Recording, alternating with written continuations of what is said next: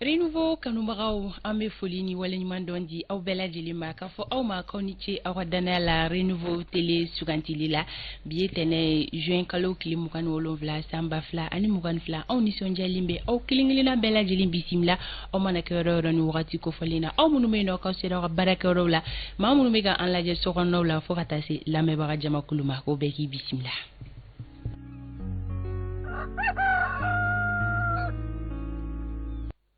Radio Renouveau lamɛnbagaw aw ni sɔgɔma maa minnu sɔgɔlen ana an ka bɔlɔlɔsiraw fɛ ni o ye anw ka page Facebook ye Renouveau FM Renouveau télé page kan an ka foli bɛ abonné kelen-kelenna bɛɛ lajɛlen tunkarankew aw bɛɛ lajɛlen ni sɔgɔma aw ni yɔrɔ bɛ jɛmukan in kɔnɔna la ko bɛɛ k'i bisimila bi tɛnɛ Renouveau matin ale kan an ka dibila baarakɛbagaw foli bɛ di u ma labɛnw sigira sen kan sisan anw bɛna don kibaruyaw olu kɔnɔna la kumaso kɔnɔ yan nɔ jama dafalen bɛ yan nɔ Amadu El Konare ka fara Isa Kaba Sidibe kan ani ne yɛrɛ Fanta Tomota an bɛna don aw ka kibaruya kunfɔlɔw la ka se ka o lase aw ma aw kelen-kelen ka kunnasiri ni ye dankaritɔ la o la ay aw bisimila Amadu Lasana i ni sɔgɔma. I ni sɔgɔma Fanta Tomota. A bɛ cogo di? An bɛ Ala tanu. I bisimila. Saha. An nisɔndiyalen ɲɔgɔn lasɔrɔ sɔgɔmada in na i n'a fɔ don tɔw la ka kanubaga jamakulu fɛnɛ bisimila. Ni Ala ka jɛ Fanta Tomota an ɲɔgɔn sɔrɔ kuma an t'a bila da girinda la sabula waati janfara kosɛbɛ sabula saga ye 25 sɔrɔ a don kan ka daminɛ 15 kuma an bɛ taa teliya la ɲɛfɛ.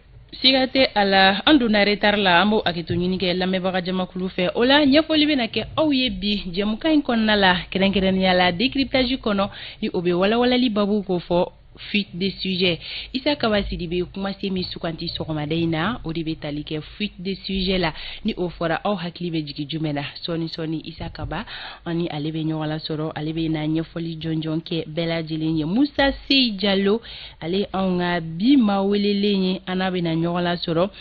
ka kɛɲɛ ni fɛn kɔni bɛ tali kɛ kalafili sariya kura ko kuma minnu bɛ sen na mun yɛrɛ ni CNT maaw kɔni ye yɛlɛma don a dɔw kɔnɔna la ni min yɛrɛ tɛgɛnɔ bilala Asimi jamanakuntigi colonel Asimi Goyita fɛ an bɛna masala o kan kosɛbɛ fɛn bɛ tali kɛ Aliou Sidibe la Renouveau Sport ka bɔ groupe Renouveau la yan nɔ an bɛna ɲɔgɔn lasɔrɔ ka se ka masala Coupe du Mali ale kan ale min yɛrɛ kɛra samedi don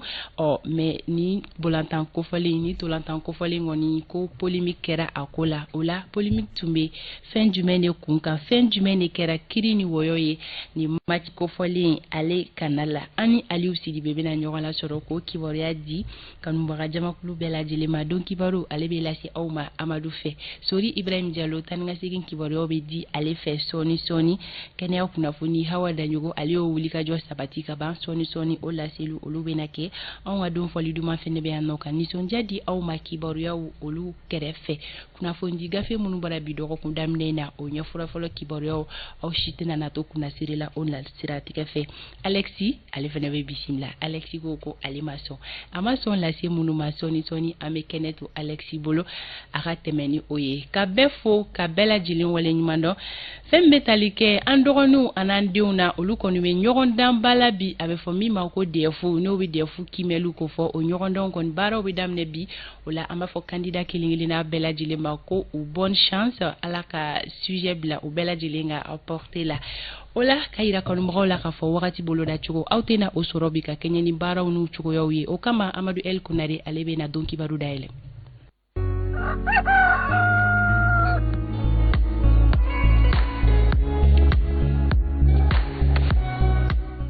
Amadu n bɛ sira t'i bolo tuma min na sanga ale 28 sɔrɔ. Tabarikala u b'an ladon an ka don kibaru kɔnɔ mun bakuruba bɛ tali kɛ DEF baaraw olu kɔni bɛna dayɛlɛ sisan sɔgɔmada ni na an ka jamana faamaw fɛ an bɛna kuma o kan kɔfɛ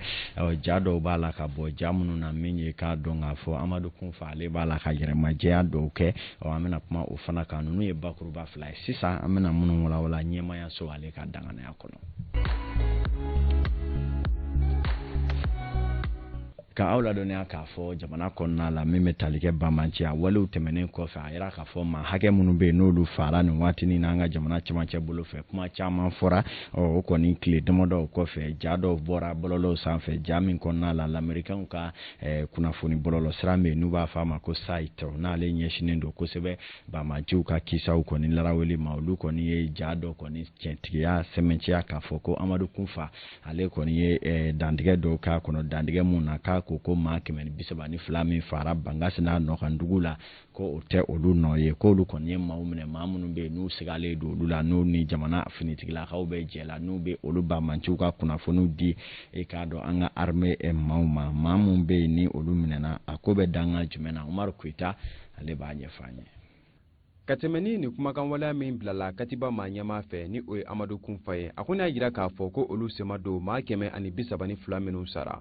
nka a b'a a sɛbɛntiya k'a fɔ ko Katiba maaw k'olu kɔni wulila ka se Jalasagu ka taa maa dɔw ɲini ka tɛmɛ ni u ka kuma ye minnu kɛra sababu ye ka kunnafoniya se Mali finitigilakaw ma ni a kɛra sababu ye k'u ka kɛlɛkɛden dɔw faga. Kumakan in kɔni kɔnɔna na a bɛ lase k'a fɔ ko Katiba maaw selen ni dugu kɔfɔlen na ko maa dɔw kɛlen k'u nisɔngoya jira tuma min na k'u ye muguw ci sanfɛla de la.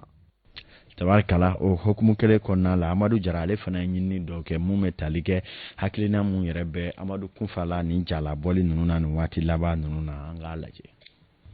Jɛkulu bɛ n'a bɛ wele Katiba de Masina n'a yɛrɛ faralen bɛ jɛkulu kan n'a bɛ wele Al-Qaïda olu bɔla k'a yira k'a fɔ k'olu nɔ tɛ maa 100 ni maa 30 min fagala ka sɔrɔ Mali ɲɛmɔgɔ y'a yira k'a fɔ ko dalilu b'u bolo min b'a yira k'a fɔ ko Katiba de Masina o nɔ bɛ nin waleya in na. Amadu Kunfa ka nin kuma yɛrɛ bɔla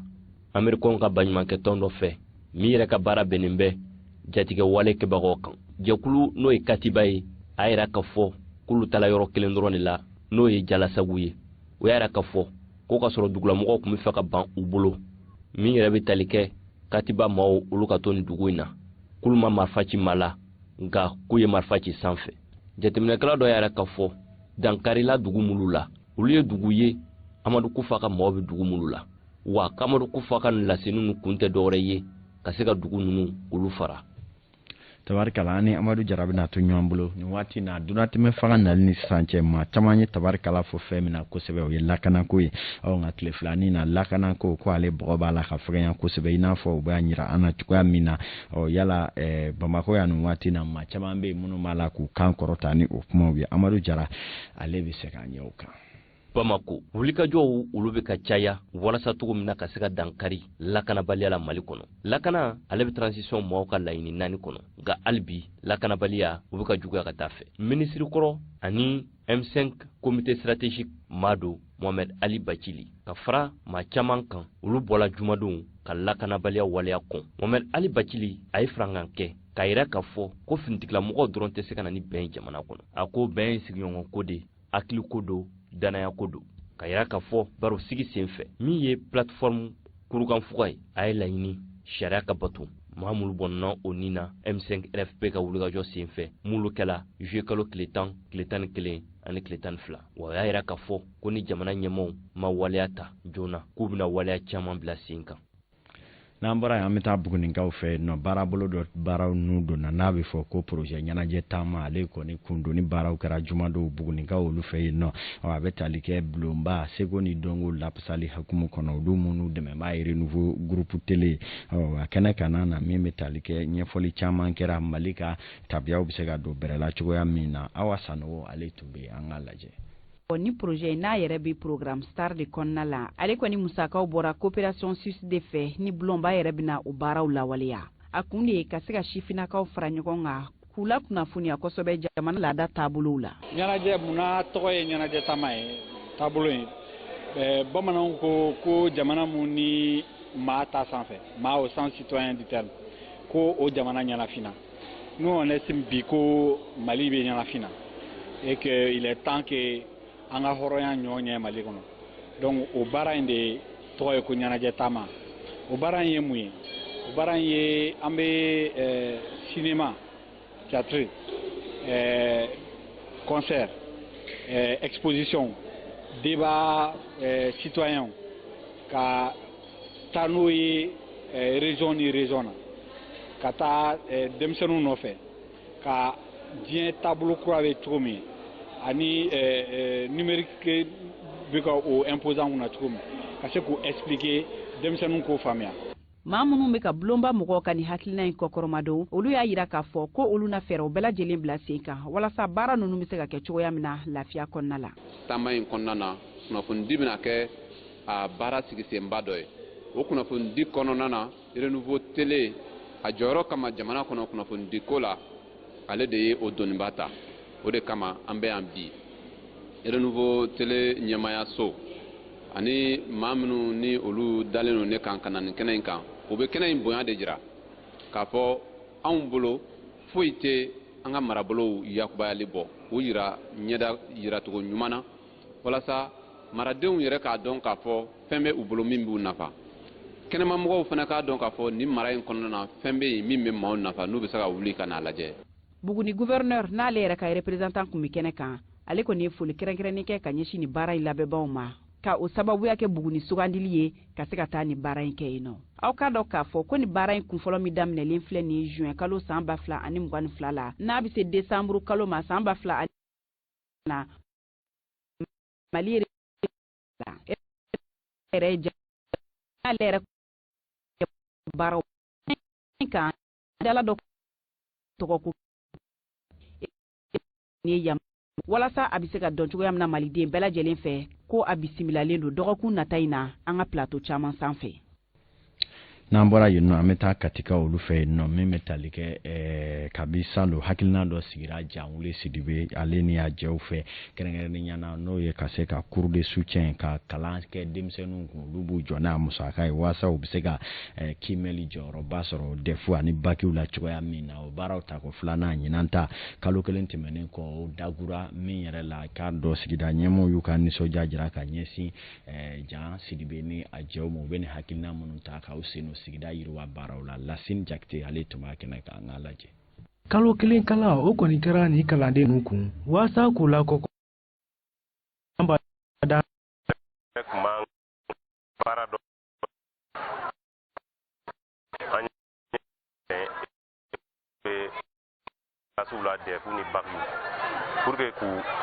dɛmɛ k'u dilan se ka